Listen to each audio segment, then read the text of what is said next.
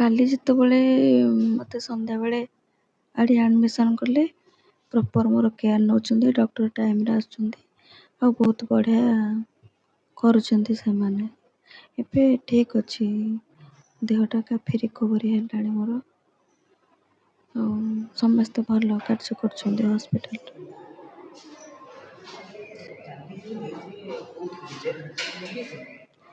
ଜାଣିନି, ମୋର ସେନ୍ସ ନଥିଲା। ମୁଁ ଖାଲି ଏତିକି ମୋର ମନେ ଅଛି, ମୁଁ ପୋଲିସ ଗାଡ଼ି ଭିତରେ ବସିଥିଲି, ଗାଡ଼ି ଭିତରେ ହିଁ ବୁଲିଛି। କୋଉଠି ନେଇଛନ୍ତି କ'ଣ କରୁଛନ୍ତି ମୋର କିଛି ଜାଣିନି, ମୋର ସେନ୍ସ ହିଁ ନଥିଲା।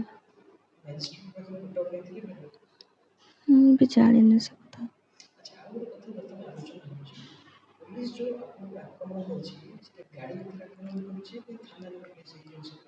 ଯେତେବେଳେ ବ୍ଲକରୁ ପୋଲିସ ମୋତେ ଜବରଦସ୍ତି ଉଠେଇଲା ବିନା କାରଣରେ, ମୋ ମୋବାଇଲରେ ଭିଡ଼ିଓ କରୁଥିଲେ, ମୋ ମୋବାଇଲଟାକୁ ଛଡ଼େଇକି ତାପରେ ସେମାନେ ମୋତେ ମହାକାଳପଡ଼ା ବ୍ଲକରୁ ମହାକାଳପଡ଼ା ଥାନା ପର୍ଯ୍ୟନ୍ତ ଯେଉଁ 5-10 ମିନିଟ୍ ରାସ୍ତା, ସେଇଠି ମୋତେ ବହୁତ ଟର୍ଚର୍ କରୁଛି।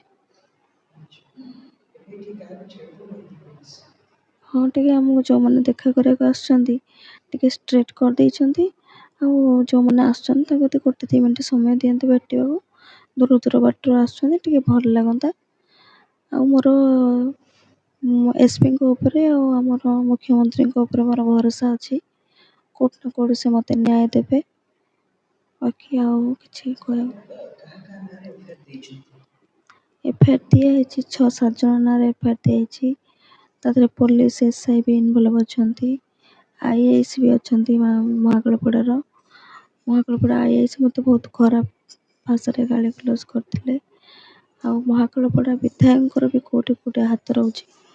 ମୋତେ ସେ ପ୍ରତ୍ୟେକ ମାସରେ ଲକ୍ଷେ ଟଙ୍କା ଲେଖା ଚାନ୍ଦା ମାଗୁଥିଲେ।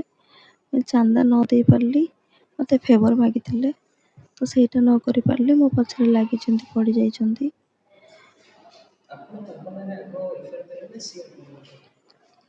ମୋତେ ଯେତେବେଳେ ଥାନାକୁ ଡାକିକି ନେଲେ, ପାଖାପାଖି 1:30-2ଟା ସମୟ ହେବ। ମୋ ଦେହ ଏତେ ଖରାପ ହେଲା, ମୋତେ କେନ୍ଦ୍ରାପଡ଼ା ନେଇ ଆସିଲେ। ବଟ୍ ମୁଁ ଥାନାରେ ବସିକିରି ଏଫଆଇଆର୍ ଲେଖିଥିଲି, ବଟ୍ ଦେଇପାରିନଥିଲି ମୋ ଦେହ ଅସୁସ୍ଥ ଯୋଗୁଁ। ରାତିରେ ମୁଁ ପଠେଇଲି, ମୋ ମାଆଙ୍କ ବାପାଙ୍କ ହାତରେ ଏଫଆଇଆର୍ ପଠେଇଲି। ସେମାନେ କହିଲେ ଆମର ନେଟ୍ ଚାଲୁନି, ଆମେ ସେଇଟାକୁ କେସ୍ କରିପାରୁନୁ, କାଲିକି କରିଦେବୁ। ବାକି ମୁଁ ଜାଣିନି କିଛି ସେ କଥା।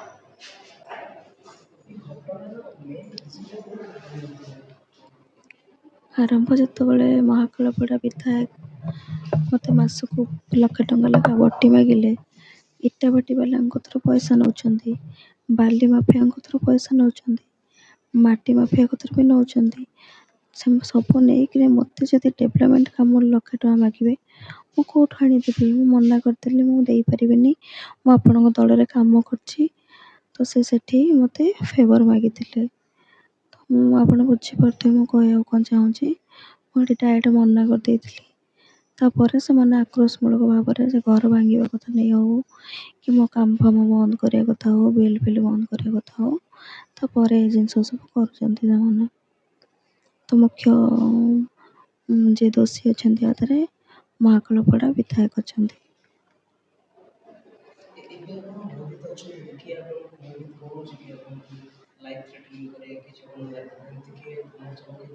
ଧମକ କେବଳ MLAଙ୍କ ସାଇଡ଼୍‌ରୁ ଆସିଥିଲା, ଆଗରୁ ବି ଆସିଥିଲା।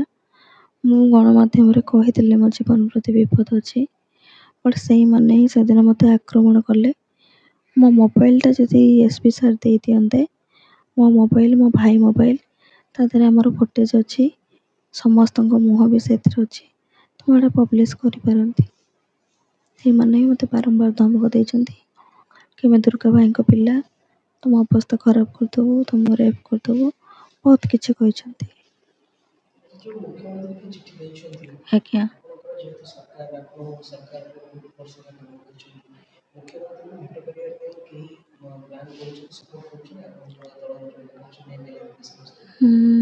ମୋତେ ତ ଲାଗୁନି ଆମ MLA ଯିଏ ଅଛନ୍ତି BJPର ସେ ସପୋର୍ଟ କରିବେ ବୋଲି, କାରଣ ବର୍ତ୍ତମାନ ଲଢ଼େଇଟା ତାଙ୍କ ସାଙ୍ଗରେ ମୋର ଚାଲିଛି।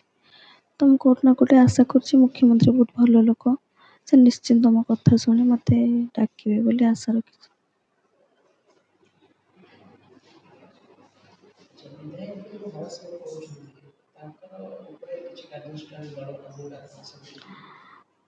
ସେଇଟା ତ ମୁଁ କହିପାରିବିନି ଦଳ କେତେ ଜୋର କାର୍ଯ୍ୟାନୁଷ୍ଠାନ ନେବ, ବଟ୍ ଯଦି ଏଇଭଳିଆ ଏମଏଲ୍ଏକୁ ସାଙ୍ଗରେ ଆମେ ରଖିବା ତାହେଲେ ଆମେ ପଞ୍ଚାୟତରେ କ'ଣ ବ୍ଲକରେ ବହୁତ ଦୁର୍ନୀତିରେ ଭରିଯିବ ଆଉ ଅନ୍ୟାୟ ଅତ୍ୟାଚାର ବଢ଼ିଯିବ। ତ ମୁଁ ମୁଖ୍ୟମନ୍ତ୍ରୀକି ରିକ୍ୱେଷ୍ଟ କରିବି ଏଇଭଳିଆ ଲୋକକୁ ଦଳରୁ ସସ୍ପେଣ୍ଡ କରିବା ଦରକାର।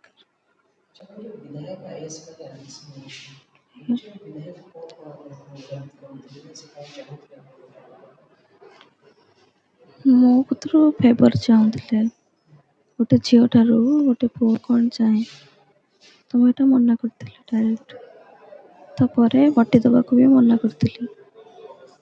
କୋଉଠି ନା କୋଉଠି ଆକ୍ରୋଶ ରଖିକି ସେ ଜିନିଷ କରିଛନ୍ତି। ମୁଁ ବି ତାଙ୍କୁ କହିଥିଲି ଆପଣ ଏମିତି କହୁଛନ୍ତି, ମୁଁ ଏଇଟା ଡିକ୍ଲାର କରିଦେବି। ତାପରେ ସେମାନେ ମୋତେ ଟାର୍ଗେଟ୍ କରିଥିଲେ।